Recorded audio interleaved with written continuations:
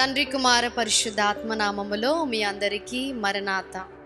జీవాహారము అనే అనుదిన ఆధ్యాత్మిక కార్యక్రమానికి ప్రేమతో మిమ్మల్ని ఆహ్వానించుచున్నాము. మీరందరూ బాగున్నారని, అనుదినము వాక్యాల ద్వారా బలపడుతున్నారని నమ్మి విశ్వసించుచున్నాము. ఈరోజు వాక్యాన్ని బైబిల్ గ్రంథము నుంచి మనం ధ్యానించుకుందాం. యోహాను సువార్త 2వ అధ్యాయము 5వ వచనము. ఆయన తల్లి పరిచారకులను చూచి ఆయన మీతో చెప్పునది చేయుడనెను. 2వ అధ్యాయంలో మనము చూచినప్పుడు యేసుక్రీస్తు ప్రభువారు అలాగే ఆయన శిష్యులు కూడా మరి కానా అనే ఊరిలో వివాహానికి పిలువబడడం మనము చూస్తాం. మరి అక్కడ ఆచారము చొప్పున, అక్కడ పద్ధతుల చొప్పున మరి వచ్చిన వారందరికీ ద్రాక్షారసము వారు పోసి ఇస్తుండేవారు.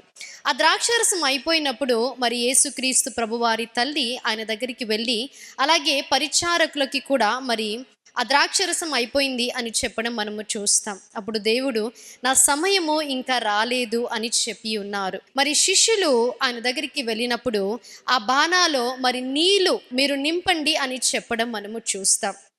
దేవుడు ఎలాగైతే వారికి చెప్పి ఉన్నారో అలాగునే వారు లోబడి ఉన్నారు. అనేక సార్లు మన జీవితంలో లోబడని వారుగా మనం ఉంటాం. We often question that why we should obey God. అనేక సార్లు ఎందుకు దేవుని మాటలను అంగీకరించాలి, ఎందుకు లోబడాలి, లోబడడం వలన మాకు వచ్చే ప్రయోజనం ఏంటి, what we would benefit from obeying God, అలాంటి ప్రశ్నలు మనకి వస్తూ ఉంటాయి. కానీ ఇక్కడ మనము చూసినప్పుడు ఆ శిష్యులు దేవుని మాటకు లోబడి ఉన్నారు. వారు ఆ బాణాలో నీళ్లు నింపి ఉన్నాక మరి దేవుడు ఆ నీటిని ద్రాక్షారసముగా మార్చి ఉన్నాడు.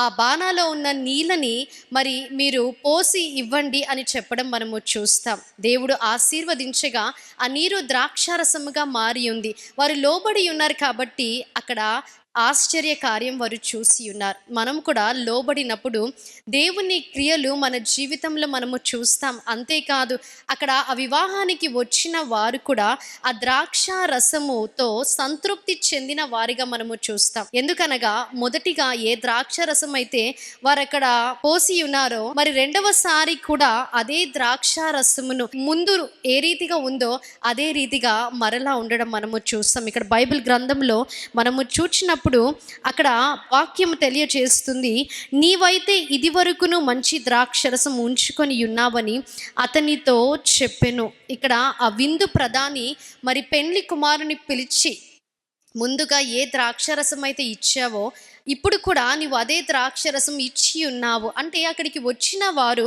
సంతృప్తి చెంది ఉన్నారు. మనము దేవునికి లోబడి ఉన్నప్పుడు ఆయన మన జీవితంలో చేసే కార్యాలు ఆ రీతిగా ఉంటాయి.